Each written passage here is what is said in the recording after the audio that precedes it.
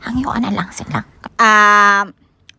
Daghan na kaayo mga messages na ako ang nadawat mahitungod sa baki na gipanaog namo sa ubos. Nag-ingon gyud ko, giklaro gyud nako sa inyohang tanan na fully booked gyud ang tanan. Tas wala gyud mi nagpadala og mga matang sa kahayupan. No, kay nagpaabot mi kung kanus-an na pod na mabakante na pod ang slot kay para na maka-avail.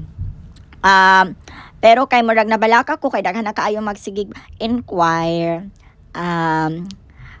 Makig-swap na lang mi. Sakto ka na lang.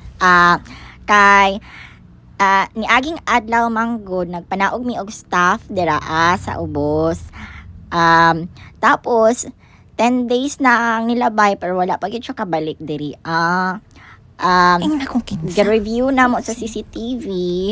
Last na mo siya nakita dito sa botanganan og panty sa iyang auntie ang ok-ok. Lalaki sila.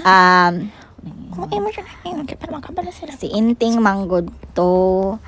Tas nabala ka nami bakay, dugay na gyud kaayo wa pa siya nakasaka.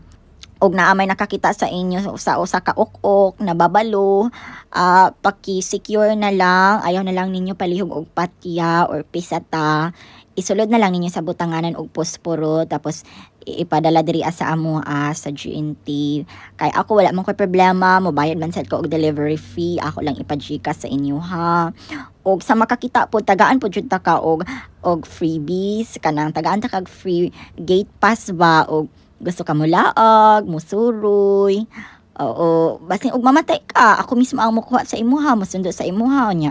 Na free na ka diri sa langit, dili na gyud ka na mo ipa-emperor no. Basta kay ma-okay lang tana. Si Inting kay nabalaka na gyud kaayo ko. Ay, mapanangis ako. Amag suray-suray na siya. Pero wala pa magyapon siya nakabalik diri. Ting. Ting, kung nakita ni mo kanun, Ting. Unta na pa, Ting. Magpadamgo ka sa ako. Number 10. Kung asa man ka Mag-extend pa rin yung number 10. Time na ni mo, mag-extend lang ko, open time. I-refresh na lang ko, ma'am. Kaya nakuha naman ko dali.